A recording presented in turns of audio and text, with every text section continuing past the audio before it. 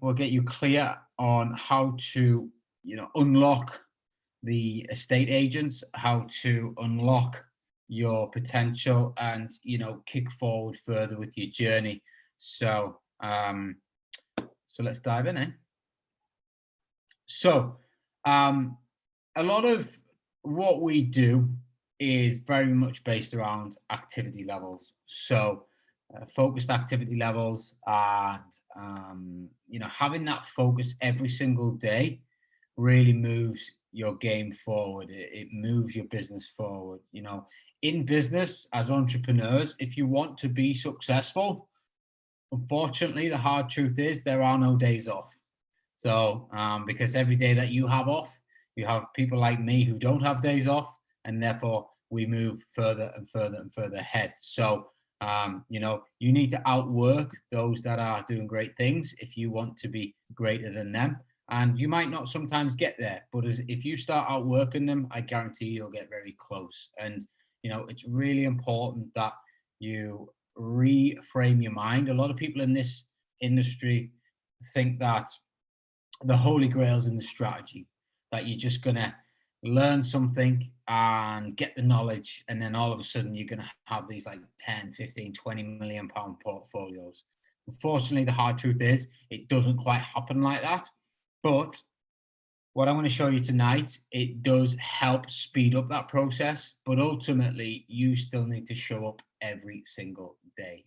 So just kind of like to iron that out and kind of go from there. So our story and what it's got to do with Property New. So, Peak Performance being formed and with 3 mentors, and we are collaborating because we get to share all of our strategies, our mindsets, our language that we use, and really just hone in on the skill sets that we've all got and being able to offer everybody else. And ultimately, that means we can empower you guys quicker, faster, in a simpler way, with a few different versions of it, a few different angles to come out. Because listen, there's no right or wrong way to do this game.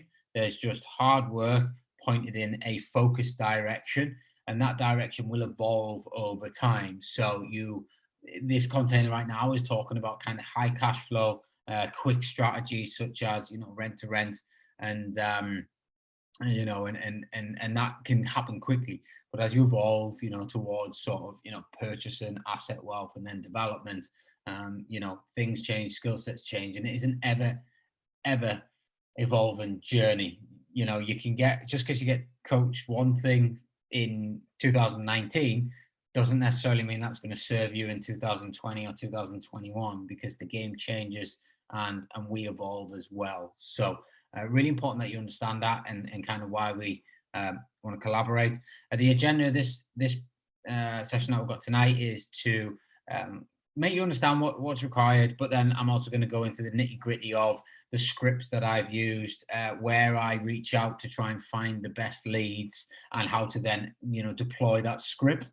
And then by doing that, bringing those two together, then you should end up with higher conversion rates, more properties on the books. And as long as you then know how to properly analyze them, then hopefully there will be positive cash flow on properties as well.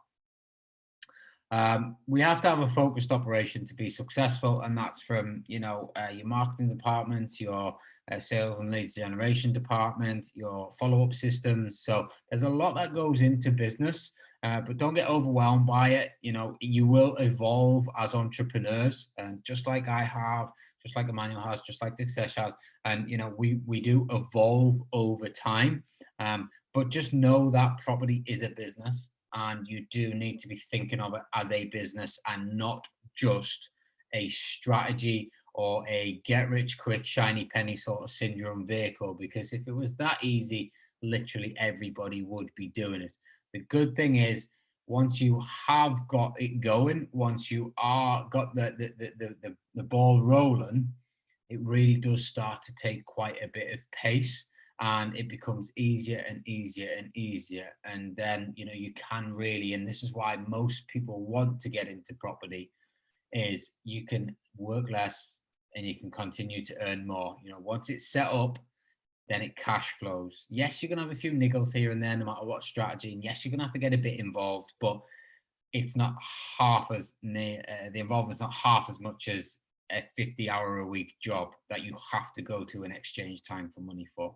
You know, if you've got to sort a boiler issue out, which might take you half an hour once a month, I'm sure you would exchange that, you know. So great industry to be in. And, you know, everyone can be successful, but it's not about the knowledge. It is as much, if not more, about the action that you take, focused in the right direction. Hopefully, I'm going to give you a glimpse of that direction. I can't possibly teach you everything on this particular workshop. This is purely focused on kind of penetrating estate agents, using the script and using language that really overcomes objections before we get the objections and sets us aside from everybody else doing the rent to rent sort of corporate let type script that's out there, because there's plenty of training companies, courses, etc., good and bad, teaching people how to go and ring estate agents. You speak to an estate agent now,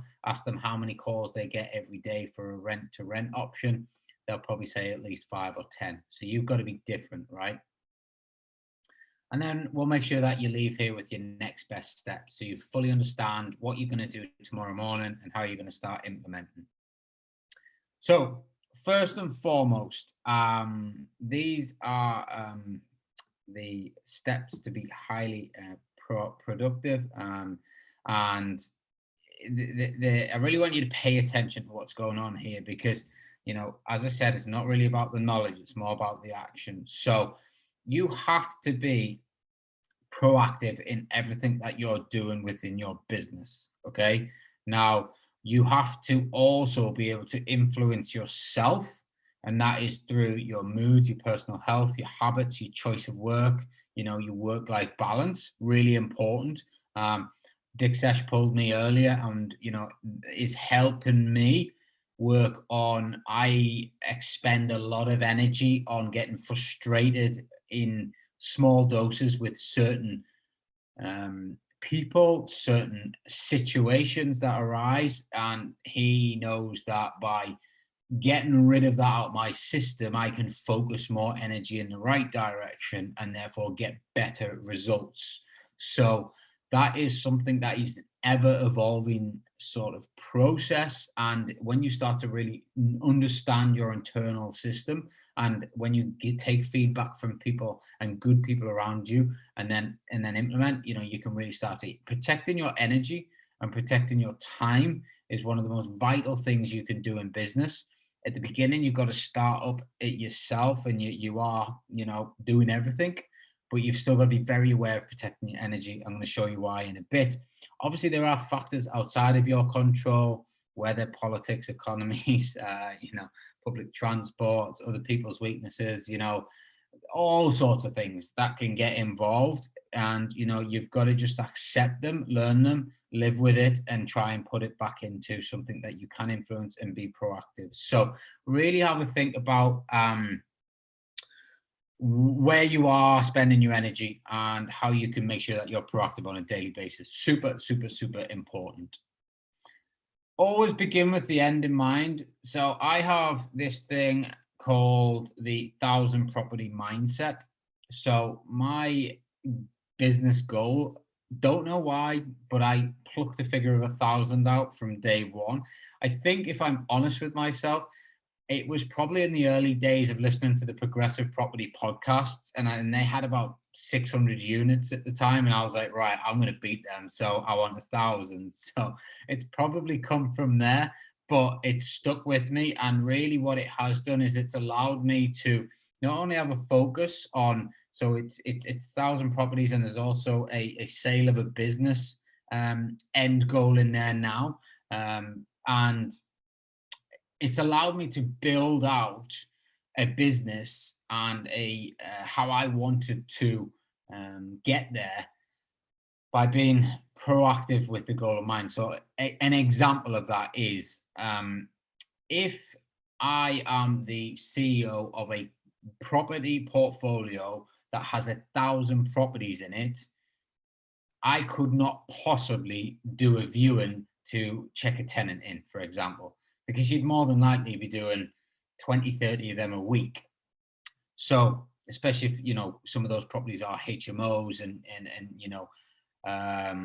guests, etc., etc. So from pretty much the early days, I sort of said, well, I can't do that. And now, if anything in our business is brought up as an issue, and we say, well, how do we resolve it? A bit like we had a bit of a guest business support agents, guest handling management sort of issue. And one of the staff said, oh, well, I can probably cover a couple of these hours and that hours, for a couple of months and blah, blah, blah. I was like, that's not how we operate here. That does not get us to 1,000 properties. That's like putting a plaster over a problem. What we have to do now is fix the problem because we've grown so much. And then we need to make sure that that's going to be sustainable going forward. So another example is I'm currently speaking with software developers to create my own system that will get rid of all cleaning apps, maintenance apps, Zapiers, everything. So I'm currently looking to invest in creating a system, because I know if I'm going to take on, say, another 500-600 properties in the next 2 or 3 years, I need something more stable and slicker to get me there than what I've got right now. What I've got right now has worked to this point, but it's starting to show signs of cracking. So what do I need to do rather than just put the plaster over it? My end goal, I'm always thinking of what's the end goal, is how do I get there? And by doing that, it means that I can scale to that with ease, because we're already there. We've got the systems and the processes and the setup there. Now all we have to do is go and find the units, and that allows us to do that, rather than how most people will do it, which is they will react along the way and solve problems, but then they end up getting wrapped up in the problems all the time, that they don't end up focusing on how to scale the business. So I look at it from a different angle. I'm always proactive. So always think of how you want to build this business out. And for me as well, I also came from a world where we would exchange probably 200-300 emails a day, and I would be quite often sat at my desk just emailing from 7:30 in the morning till kind of 5:30 on an afternoon. And I just hated that. So another sort of begin with the end in mind was, I'm not going to have an email culture business, because I think the productivity of it is poor, and I wanted to come away from that. So always have an idea where you want to go, what it want to serve. Quite a lot of you will probably think like 1,000 properties, no way in the world I can't get there. And that's cool. You might think, I just want 20. I just want $5,000 a month for the rest of my life. And that's absolutely awesome as well. Whatever that looks like for you, just figure out whatever your end goal is. You need to know what it is. And then we kind of begin the journey moving forward from that. So hopefully that makes sense. And, whether your goal is 10 properties or 10,000 properties or anything in between, it honestly doesn't matter. You're not competing with anybody else. All you're doing is achieving what you want to achieve for yourself, your family, your position, and more than likely that will be linked to your main why of why you're doing all of this. So, Ryan, can I ask a quick question, mate? Yeah. Your initial goal, did you set that goal before you got started, or once you were up and running? Yeah, so I think my initial goal was just to build a pension fund that I could rely on. But then as I started to see the potential of this industry and how quick it could move and how quick I started to move, I then quite quickly changed that goal, and I knew I could do more. I guess it comes back to, you don't know what you don't know until you know. So my initial goal was, I just want to build a pension up around all the other sort of current work I had on at the time, because I didn't have a stability pension. So I thought property was my vehicle. And then from getting into it and understanding it, and me being me, I go like 150 mile an hour into stuff. And I, read probably every book I could within a few weeks, and podcasts every spare minute of the day, and just immersed myself in this property bubble. And then I realized what the true potential was. So, and my goals will change. Like, I didn't really have a goal to sell the business until maybe 8-9 months ago, but then I spoke to somebody that has done that in the same field as me, and the way that I am building, they advised me how to tweak a few things, and therefore it becomes a saleable asset. So every single property that I bring into the portfolio now adds more value into the portfolio, and then eventually, like I'm on the verge of potentially buying a business which has 24 units. It's not buying the property, it's just buying the business. It's in lease because I just want to quickly add more units. So if it makes financial sense for me, and eventually someone will, if you get big enough, tap you on the shoulder, one of the big boys, and say, we'd like to give you a nice check, because they'd rather do that than have to go and deal source all those deals and put them all together. They'd rather just go and buy, businesses. And so that goal kind of changed for me a bit. And I've refined that. So it's, but that doesn't mean that I would sell everything. It's only a certain part of the business, and I would retain my assets and everything else. So I want that legacy wealth. So hopefully that makes sense. Yeah, cool. Thanks. So where I see a lot of mistakes being made with people and entrepreneurs, and especially at the beginning, and what I used to do is, we have these 4 boxes. So we have important tasks, non-important tasks, urgent tasks, and non-urgent tasks. You may have seen this before from Stephen Covey's work, but it's really worth reinforcing that, you have your important urgent tasks, which are, you have to do it right now. Something like that could be like, taking your kid to hospital because they've hurt themselves. You just haven't got any choice in that. You have to do it. Okay. You have your urgent but not important tasks. So these are, what's a good example of an urgent, non-important task? Your telephone rings, so you decide you've got to answer it because it rings. You don't even know who it is, and it's a pointless phone call from a call center. Okay, but it's urgent because it's ringing. You have your non-urgent, non-important tasks, which are basically Netflix and Amazon Prime and things like that. And then you have your non-urgent, important tasks. These are the tasks that make the difference in your business.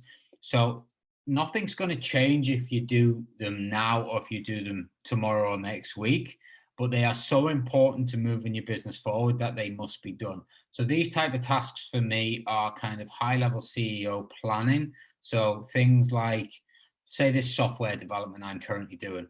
It's not massively important. Well, sorry, it's very important to move the business forward, but it's not massively urgent. I know it's possibly a 4 to 6 month build out. It's not going to change overnight, but it's super important to the business for the long-term vision and the future. So what you want to do is you want to start putting time in your diary for important, non-urgent tasks.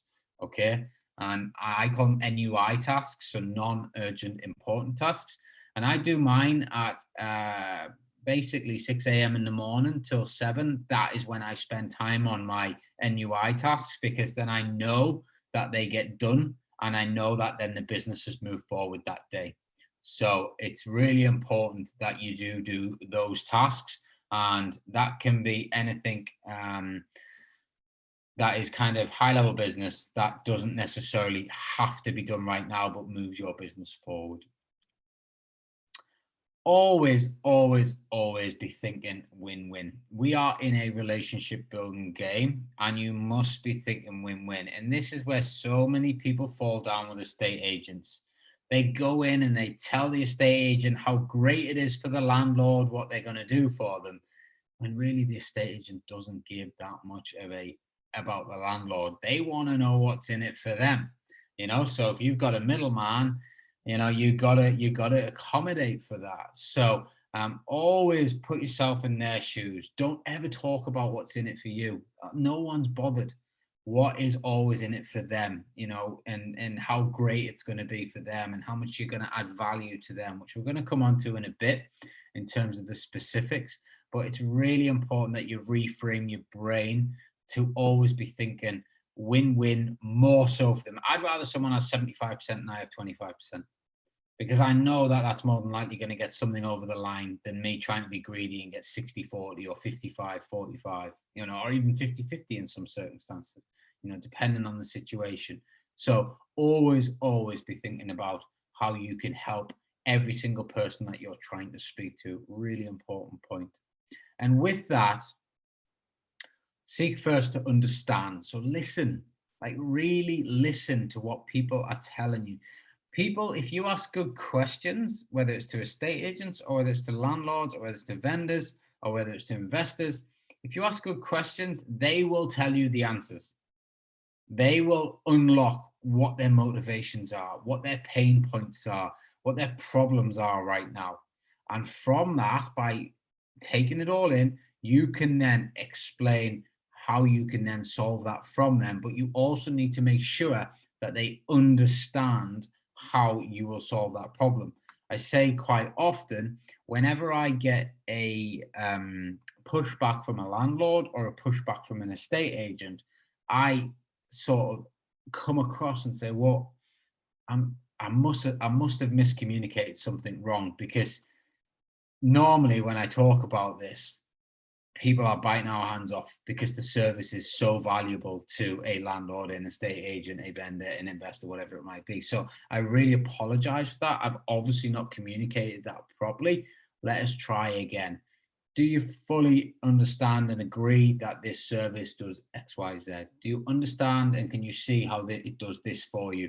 Do you understand and can you see how the process works to solve that problem for you? And you want them to be sort of answering the yeses along the way and really starting to take it in. So again, it's kind of making sure that you take responsibility if they don't understand, and you go back in and you explain it, because this service, and I do firmly believe it, and also if you don't believe your own product, you're never going to sell anything, is far greater than an AST. I'll give you a very, very quick example why our service is 100 times better. So I'm talking about a rent to rent off a landlord. So I've just had a tenant leave me, and he had 2 Great Danes in that property. He hasn't paid rent since the day the government said that he didn't have to, in his eyes, because he thought I was taking a mortgage holiday. So I've had 12 months of no rent off him. I couldn't kick him out of the property. He's had 2 dogs in a 2-bed flat that he shouldn't, and they were Great Danes as well, so you can imagine how big they were. I refurbed this property before he went in. It now needs a full refurb because he's left. He also left by sending an email into head office saying, I'm going bankrupt, so don't bother chasing me for any of the money. I've left the place in a shithole and I'm going to post the keys back to you, which he still hasn't. So that is what landlords deal with on a daily, well, not a daily basis, but well, yeah, they will on a daily basis across the UK, and every single landlord, if they've been in this game long enough, will have experienced tenants like that. So when we come along and we pay our bills, we refurb the properties, we keep them in showroom condition. We never really bother them for maintenance because we've got guests coming in, so we have to just turn them around straight away. Or we've got enough cash flow from the tenants in our HMOs that we just fix it and save the hassle with the landlord. Build those relationships stronger. They never really hear from us. We are the easiest, longest possible relationship they can have. We want to do this as a business. We can do multiple units, not just rent one. There's so many benefits, but we have to believe it and we have to get that value across to them. And sometimes we have to do it through estate agents. We got to synergize, right? So 1 + 1 = 2. And, the more we can cooperate, the more we can collaborate, the more we can joint venture on things. Your strong points are benefited, but you benefit someone else's weakest points and vice versa. We're not all great. It doesn't matter how successful you are.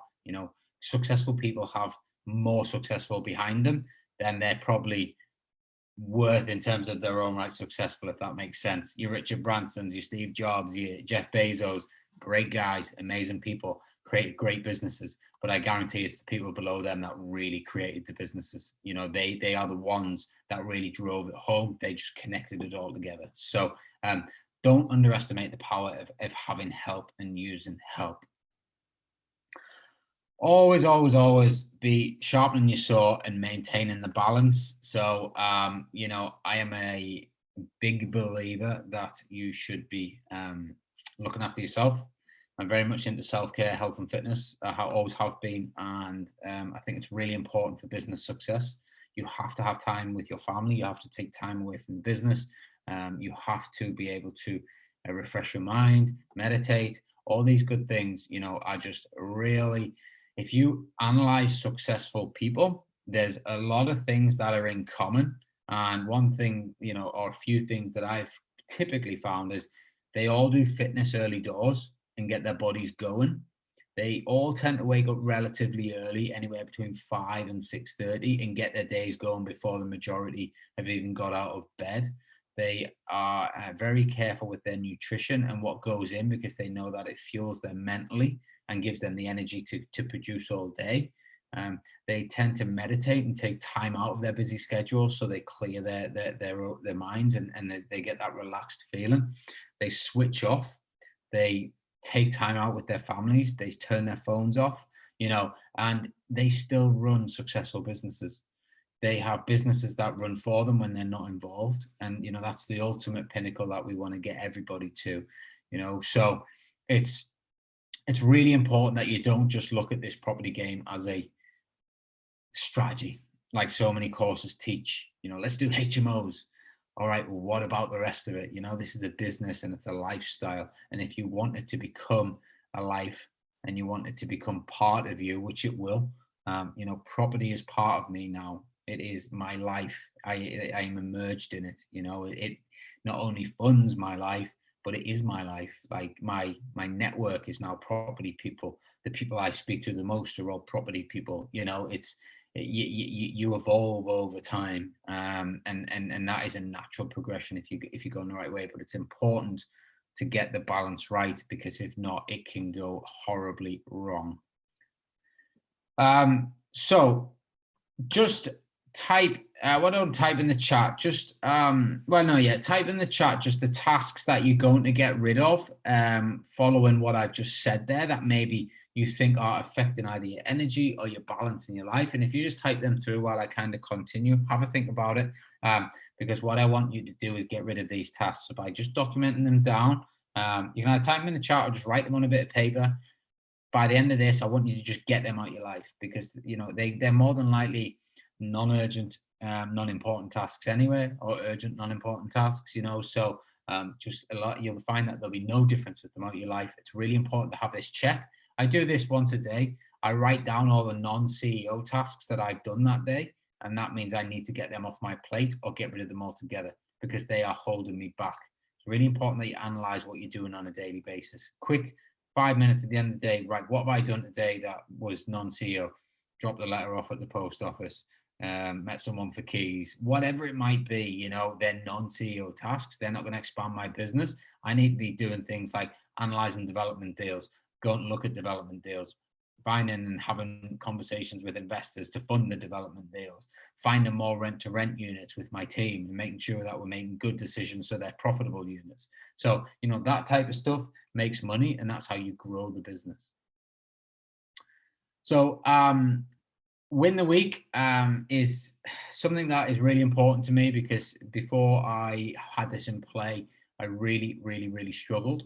So, white space on your calendar is the absolute devil. You should have a Google Calendar, and you should have in there every single element that you want to do that week. And yes, there will naturally be white space, but you should be putting things on there, which is things like self-care, hugely important, should go on there. Also have consistency in when you're doing the tasks. And it really makes a difference. I'm going to show you my calendar in a bit and kind of what that looks like to give you an idea. But what we basically do is we plan out the important stuff, and then we plan the business around that. So the important stuff for me is self-care and your time out. That goes on the calendar first, and then you put your business stuff on there afterwards. Because if you're doing it the other way around, you're being controlled by your business. Okay, you want to control the business. So I will not take a meeting if it's in a self-care hour or if it is in my family time hour. Doesn't happen. I don't care who it is. Could be Bill Gates wanting to give me £1 billion. It won't happen. I'll fit them in my business time, because I allocate the time for that. I was very lucky. So I was running around like an idiot, and 21 properties, 7 months, setting them all up, bust my head up and put myself in hospital with burnout. I didn't get any help. So it's really important that, you know, I stopped taking care of myself. I stopped going to the gym. I was just hell bent on this property journey, and it was burning me out, like really burning me out. This was me in 2018, not a very healthy looking person. You know, I saw this photo before. I haven't seen it for a while, and I thought, Jesus Christ. I mean, that's me pretty much now. So, you know, the difference in that person to that person, not only in terms of color, size, and kind of the healthiness is huge in terms of where it's come from business wise. You know, it's my business really propelled when I started to get healthy, when I started to get fit, when I started to get help, and when I started to understand that I can't do it all myself. So really, really, really important. Not a massive poser. Don't really like that photo on the right there, but you know, I think it shows a. I think. Sure. Hey. It's yeah. I have to send that to Dick Sesh for my check-ins, but no, it's it just shows the importance of looking after yourself. But what I really want to highlight is the transition from sort of that burnout point around 2019 to where we are now has been huge in terms of the business growth, and as looking like a much healthier person as well. So they are very correlated. This is a version of my calendar. So as you'll see, I start quite early and I have all my tasks in. I have my self-care in. I have my time out in. I have my family time in. You know, I have my kids' football in there. You know, the only white space I've got here are times that I keep available for ad hoc meetings, ad hoc training sessions, or ad hoc viewings, development, whatever. So that's when I put the variant stuff throughout the weekend, but the rest of it is very, very, very consistent on a daily basis. And that is how your life should be. And that is similar to how your calendars should look if you do want to be successful in this industry. What's your task at 5 a.m., Ryan? All my centering activities. So basically, if you actually dive into the Win the Week program in Eminence, you'll get the actual program. But basically my centering activity is the minute I get up, I drink about 4 mouthfuls of water, and that just is my trigger activity for the day. The first thing I do when I get out of bed is about like a good 4 gulps of that, and that's my right, ready to go. And then I go into my day. So it's just called like your centering activity. So self-care, family and friends and business, they all tie into one. There's no point being fit and healthy and not having any business because you spend so much time being fit and healthy. There's no point having a business and being very unhealthy, so much so that you're going to die at the age of 45 of a heart attack and not have any, you know, share your money with anyone. And similarly, there's no point having, you know, a successful business and not spending any time with your families and friends, you know. So you've got to get it in the triangle. It's all got to be balanced to have the perfect sort of property lifestyle. And you know, really important that you do that. Again, big changes start with small steps. You're not going to change overnight. Rome wasn't built in a day. But let's just look at the activity levels of what you can do to move your property business forward. So I do use this slide quite often because I think it's quite powerful. But if you spent 1 hour per day just looking to book viewings, and I'm going to show you where to look in a bit, and 1 hour spent building your brand on social media, again, I'll show you what we can do on that front as well.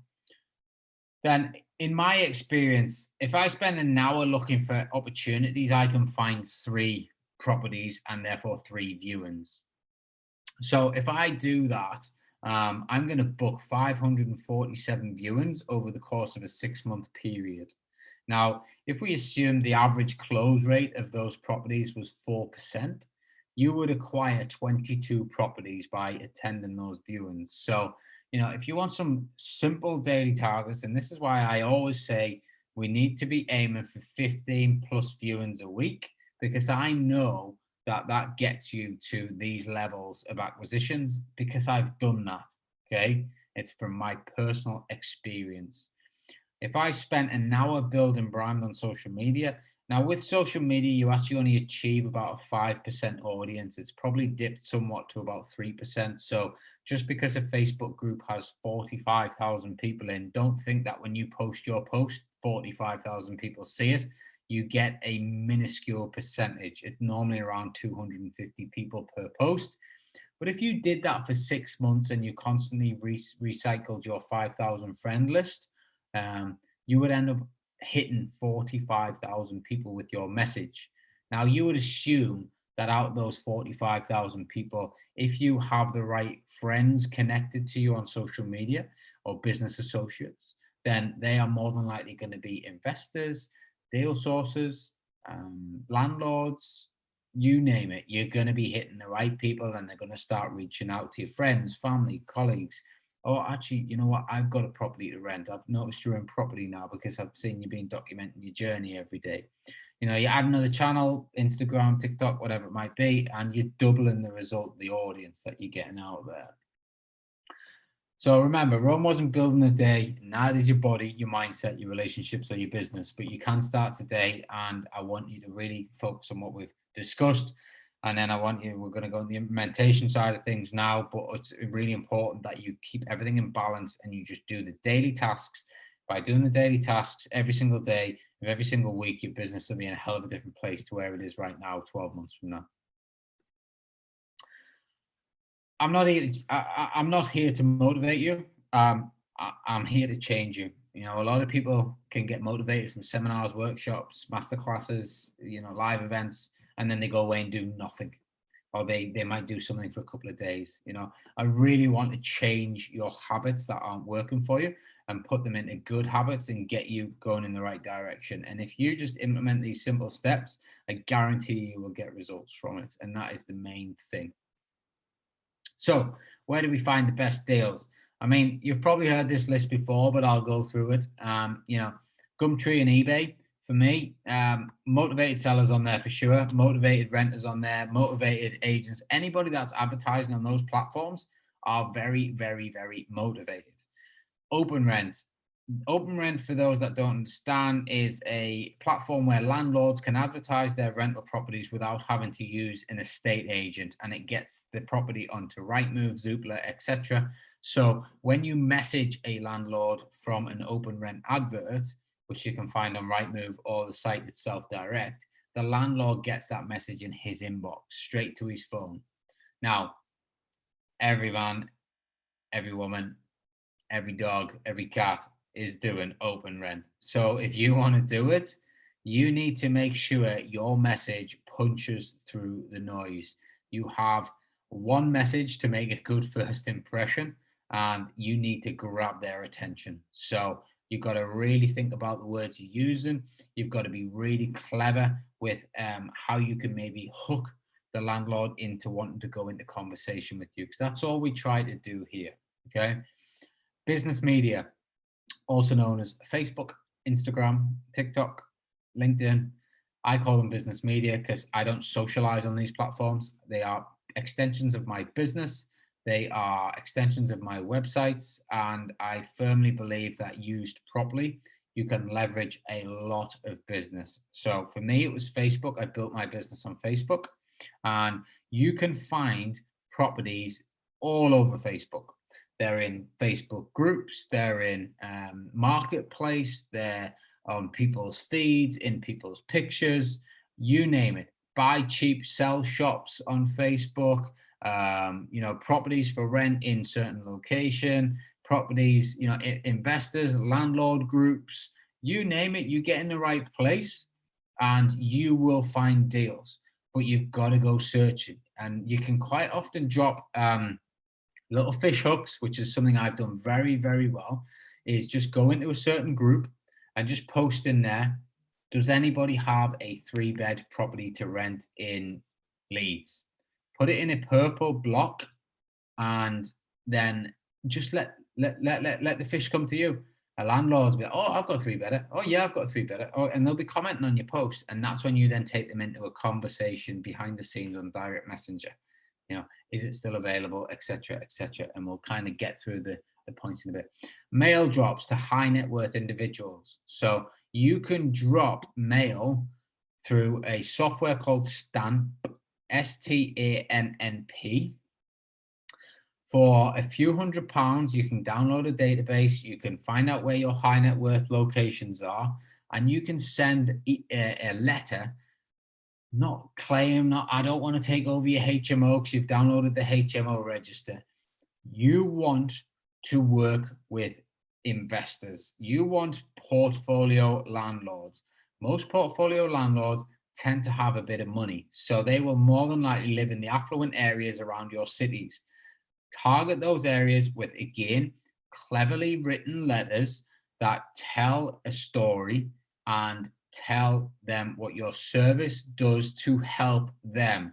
Do not mention what you do, how great you are, etc., because quite frankly, they don't care. They just want to know how you can potentially help them. So I go along the lines, I go two formats because I've got the management side of the business and the rental side. So on a managed side, I go along the lines of increasing their revenue that they're currently getting, saving them some tax, saving them hassle with tenants, etc. And then on the rental side, I go through the whole no voids, increase your revenue by not having to pay any maintenance costs, etc., And they're nicely done. We then get it. I'm also about to venture into actually putting articles in magazines as well. High net worth magazines, so High Life Living, NetJets, things like that, because those type of people getting those magazines are going to more than likely have some money. And if they've got money, they've more than likely got property. And if they have property and they have lots of money, they more than likely don't run those properties themselves and they want someone else to do it for them. So then that's when we can step in. So great way to do it. Leaflets, again, in the right location. But again, tell a story, do a front and a back. Tell a story on the front and then have your advert on the back. Whatever your story might be, how you're helping people. And then more than anything, it's a numbers game. Hard work works because the majority of the country are lazy. Okay, so that's the great thing to know. If you work hard, you will get ahead because most people are lazy.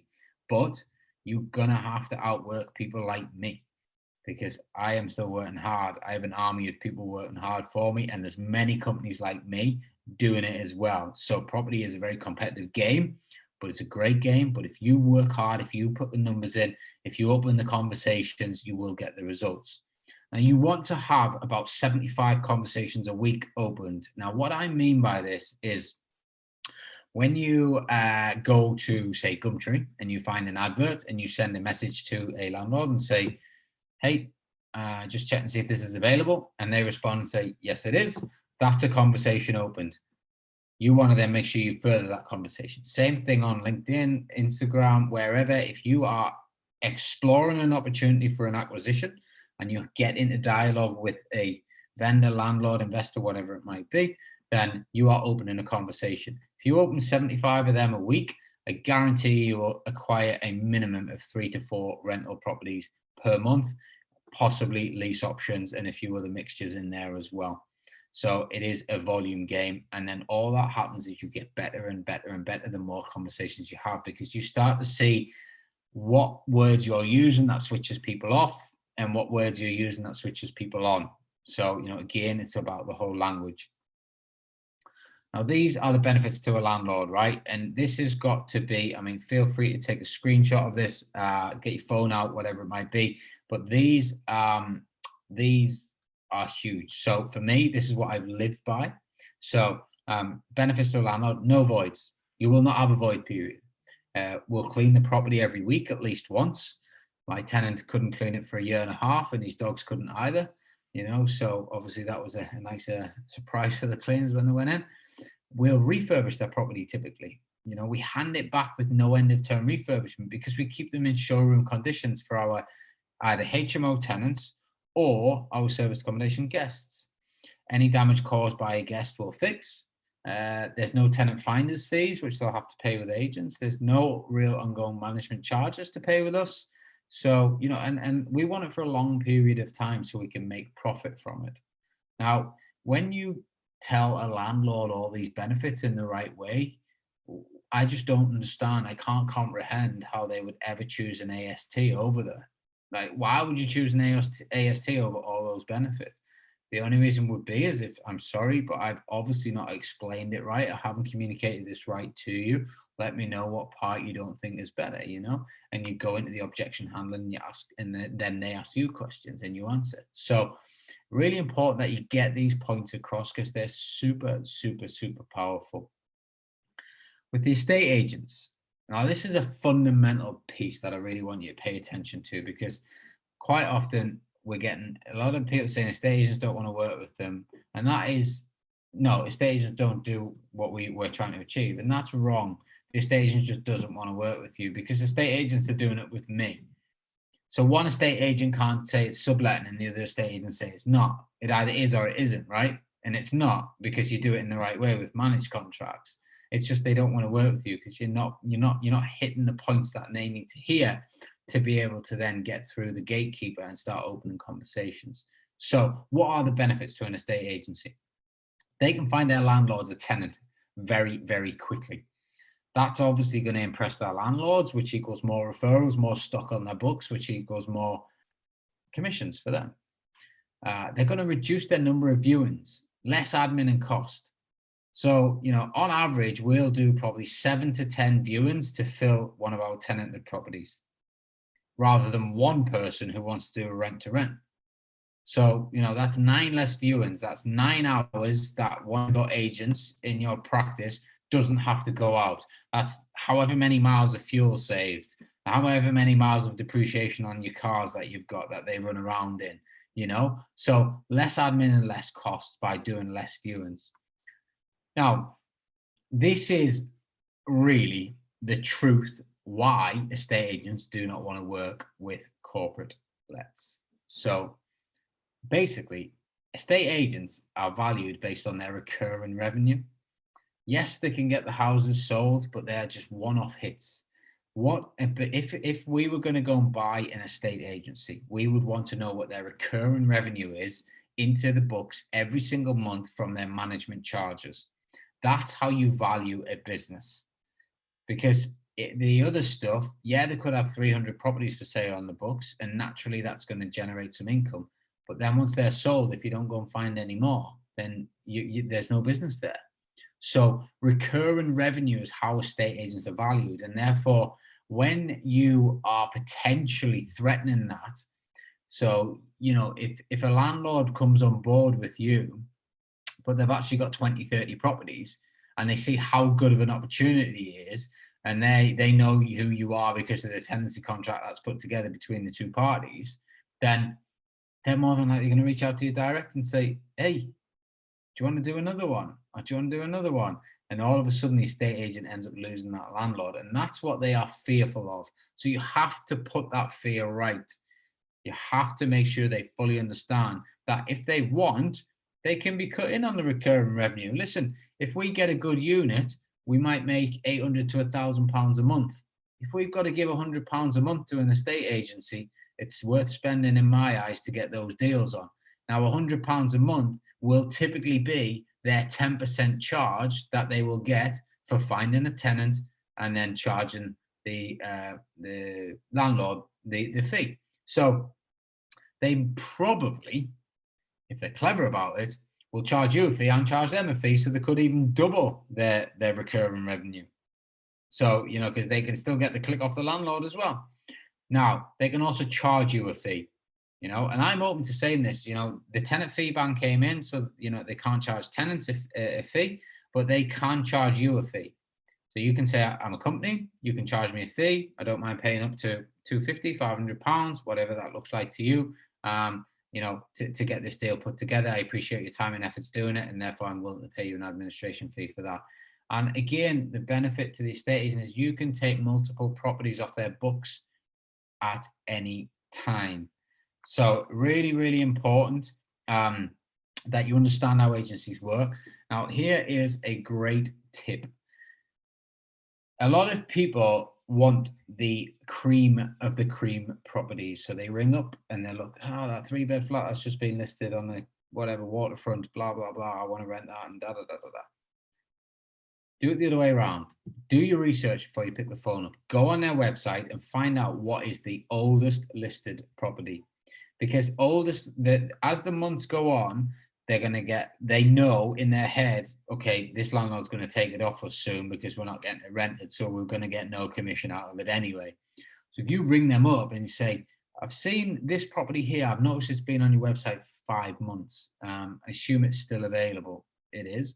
Okay, great. I'd like to view it, please. I think it's a perfect fit for what we do and our client that we're trying to put into these properties. And they're more than likely either going to start asking some questions or they're going to be engaged. Really, really, really good way to go in.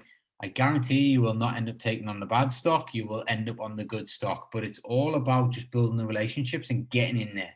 And then once you're in there, you can then take it however you see forward. So delivered correctly, and when trust is built, landlords and agents should beg you to work with them. I am genuinely shocked when they don't want to work with me. And I tell them that, and I go down the communication error route, but I'm genuinely shocked because they should be lapping it up. Say it time and time again, but the early landlords that I worked with and onboarded, they obviously I connected with them, on my mobile. The only time they ever ring my mobile now is to tell me that, Ryan, I've had a tenant move out. Would you like to rent the property? Because they know how good of a service we've delivered over the last few years. So, it comes from experience. I guess the confidence comes from experience, but I am telling you that this is so good of a service that you should be singing it from the rooftops. Believe in your value, exert your value, and don't ever let anyone take your value away from you. And this is, if anybody quizzes me on it, I'm always quick to try and understand why, and then try and reiterate it in a better way so they can see the true value in what we do as a service. Because that's what we're offering here. We're offering a service to the landlords and to the estate agents. So let's have a little dive into the script. And then I will give you a copy of this as well. In fact, I will do that right now. I'll just drop this in the chat.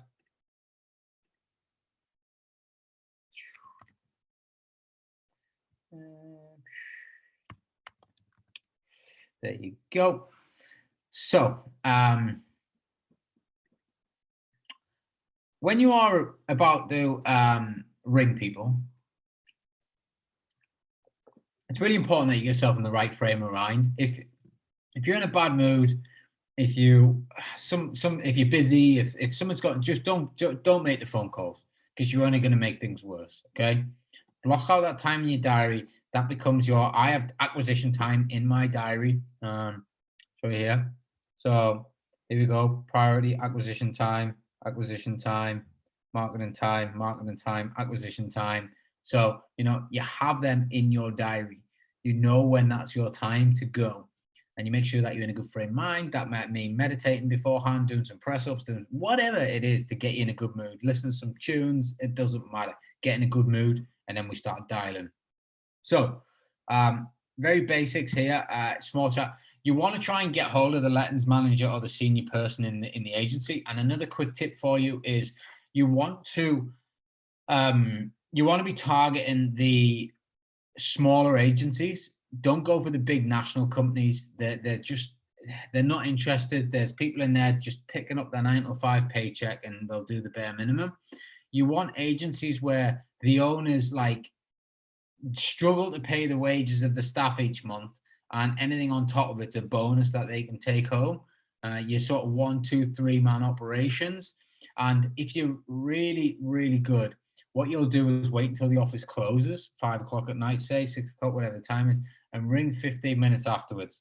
I guarantee if someone picks the phone up, it's the owner of the agency, because they're the only ones that will be staying back. And then you get to have a proper conversation with the owner of the agency. And if you're going to tell him that you're going to rent 10 to 15 of these properties off him, I guarantee he's going to start listening, because he is hungry for money.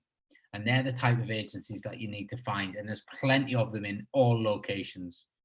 So script goes along the lines of, and again with scripts, I never say read them word for word or learn them word for word. Just put them in your own little spiel. So, my business works with contractors up and down the UK, and we specialize in housing them with a home from home solution when they are in the area.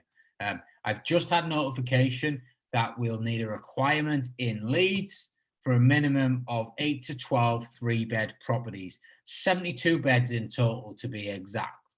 The reason I do that is I don't want them to think I just want one. I want them to know I want multiple. I want them to think I'm a big player in this pond and that I'm not messing about. Why I give them the beds, it's specifics. It sounds real. They know that it sounds like there's an actual contract behind the scenes here. Okay. It's a bit like giving a offer of 373,412 pence, because that's the exact number I need to make this development or this BRR project work for me. I can't go any higher than that. That's why we do it. Make it believable.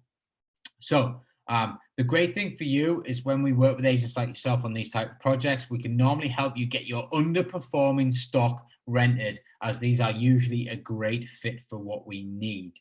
Again, mention that underperforming stock, getting them hooked on thinking, I can get rid of all my crap stock here and please those landlords that's been screaming at me for the last 3 months because we've still not found them a tenant. Before I go into the benefits for your agency and securing the contract, could I just double check that you have enough 3 or 4 beds on your books to facilitate this contract? You're asking for them to give you an answer of yes. And they'll say yes. Okay. Wait for the answer. Really important. And then you want to explore the agency benefits. Okay, great. The landlords you work with, I assume they will be flexible with the contract terms if they can secure a market value rate for the property for a sustained period of time. What we're trying to do here is get them to admit that this is not subletting and that their landlords will be open to it. Because everyone says our landlords don't want to do it, it's subletting. Okay, well, I guarantee you, if I lined all 100 landlords up that you've got properties for and I said, hi, I'm Ryan, I've got this clever idea where I rent properties off landlords like yourselves, and I probably want them for the next 3 to 5 years, and I'm also going to pay you market value, refurbish your property. I'll clean them at least once, if not twice a week. Any damage that our guests provide or make, I will fix. Could you just put your hand up, please, if you're interested?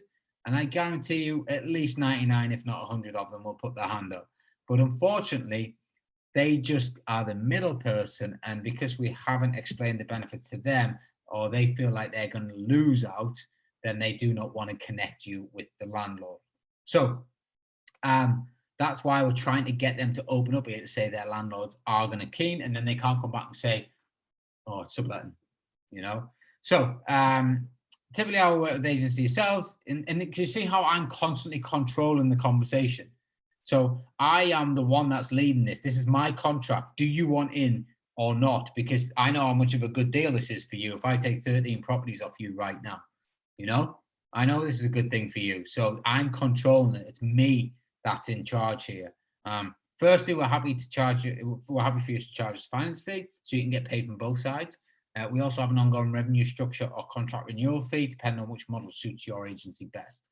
Would you prefer a retainer each month, a bit like the one you get from your landlord for managing the unit, or would you prefer a one-off lump sum fee at the start of a new contract period, typically every 12 months?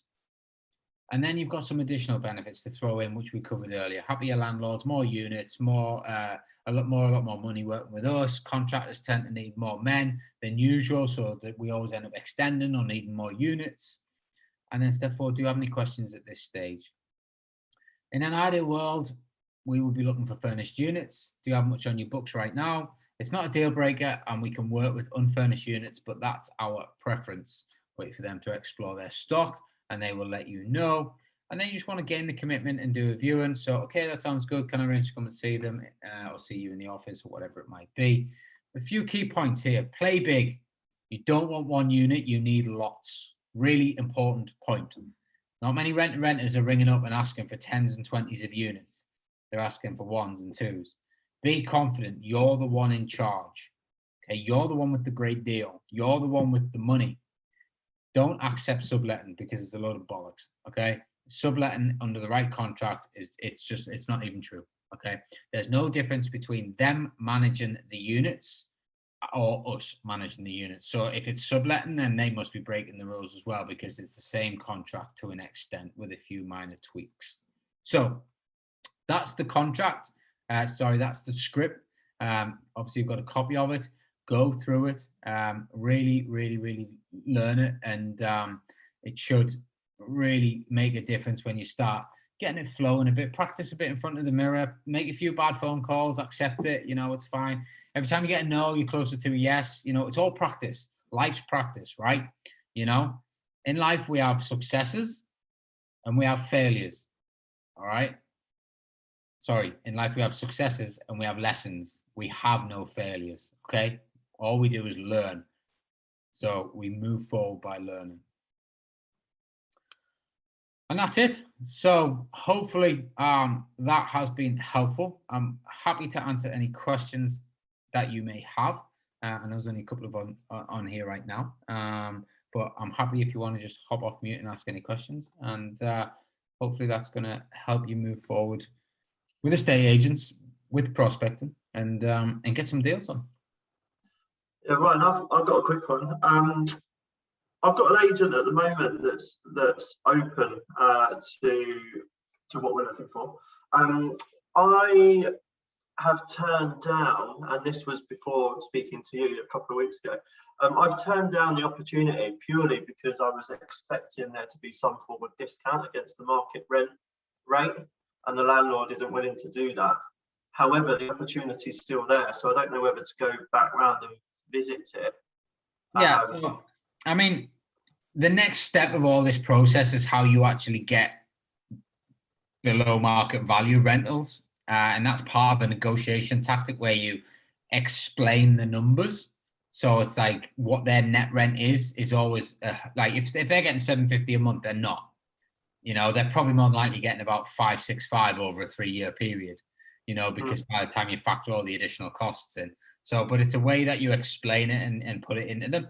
But at the same time, because of what we do, if we choose the right locations, then the uplift's huge, right? So if you're arguing over 50, 75 quid a month, but you can be making 5, 6, 7, 800 quid a month from somebody else's property, they've paid the stamp duty and the solicitors on it.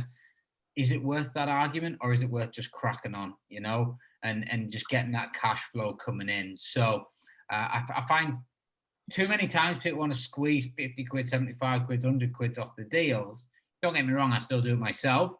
But at the end of the day, if I've got to pay market value and it's going to make me 5, 6, 700 quid, I'm quite happy to pay market value. I'm quite happy to pay over sometimes. But one thing I do and have never done is pay a deposit. But again, that's come from a confidence standpoint. And again, I'm not saying don't pay deposits. I'm saying don't take deals on. If you have to pay a deposit, just factor it into the costs. It is one of those things. You will get the deposit back at some point. But as you get more experience, as you get more confident, you want to be going down that route of, I'm the player here. It's my deal. Would you like to work with me? You know, because of the value that I'm giving you. And these are the terms. Yeah, I guess that's the other point, because regarding the deposit, because I was trying to get deposit free as well, and the landlord weren't going with that either. So again, why I walked away, and I wasn't overly overwhelmed with the property. It needed decorating and all of that kind of stuff. Okay, so one thing I have learned in my experience, and I've spent up to £8,000 on someone else's property. Now I will do maybe like a new feature wall or something to kind of simple paint type jobs. I will not really refurb anybody else's properties now. And I think if I had my time again, I probably wouldn't have done it again. There's plenty of properties out there that are cleanish and ready to go. And if you've got to paint a feature wall for a couple hundred quid, no big deal. But, you know, putting new bathrooms and kitchens in other people's properties and things like that is just, for me, an absolute no-go. It takes a lot of your time and energy up.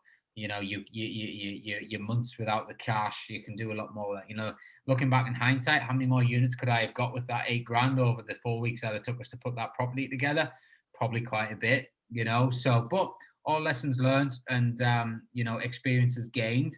And ultimately, you know, I do still have that property in my portfolio and it is well into profit. So it was still a good business decision. But now I know what I know. I just think I would have focused harder on finding more units for that £8,000. Yeah, okay. Yeah, I don't know whether to go back around that one or not, if I'm honest. Well, the best thing to do is, I mean, I don't know how much work's there, but you could say, like, I'd like to take that property on. I noticed obviously it still hasn't gone. Reason probably is the condition. If you can do X, Y, and Z, then I'd be happy to pay the market value rent on that and agree terms. Yeah, it's not that bad. It just needs redecorated, like painted, really. Yeah. So you just, or you can say, listen, give me 1 month's rent free and I'll paint it for you. Yeah. But then make sure you've got someone to go in straight away, get it painted, so you then can get it live the week after, and you actually then cash flow for 2 weeks before you actually pay your rent, and then you're getting the true cost of the refurb back. If you can't do that, if you haven't got people lined up, just ask them to do it, but then tell them what you want. So I'd like the blue feature wall there, like blue feature wall there, and the rest can be whatever, white. Yeah. I guess it just comes down to that confidence with the first one as well, doesn't it? Because like we're talking, the area is like £1,500 a month. It's a 2-bed terraced house, so it's just that confidence of taking on another £1,400 a month rent, and not necessarily knowing whether it's going to work or not. Yeah, I mean, listen, we don't ever really know whether they're going to work until they start working, but all we can do is, obviously you've got access to the program, so jump in and really research kind of the videos around the Airbnb analysis, the deal analysis, and understand how to find out roughly. All we can do is put the best possible numbers in there based on research. So that's what I would recommend doing. And if you're stuck with that, just hit me up on Voxer. Yeah, cool. All right, mate, thank you. Awesome. Anaya, have you got any questions at all? No? Cool. Awesome. Well, I'm going to go and try and find myself some semi-final and final tickets, because I was doing that before. Click and refresh like it was going out of fashion. And I hope you have an awesome evening, and I'll catch up with you soon. If you just on the tickets, an hour before kickoff, sometimes the tickets are being released. We got England-Germany tickets that way. Right. Good tip. No. See you later. Sorry, I have a question. Oh, yeah. Are we going to get a recording? Yeah, I'll get it boxed up and sent out to you. Yeah. Okay, thank you. No problem. It was great. Great session. Thanks. No problem. Thanks. Bye now. Cheers. Bye.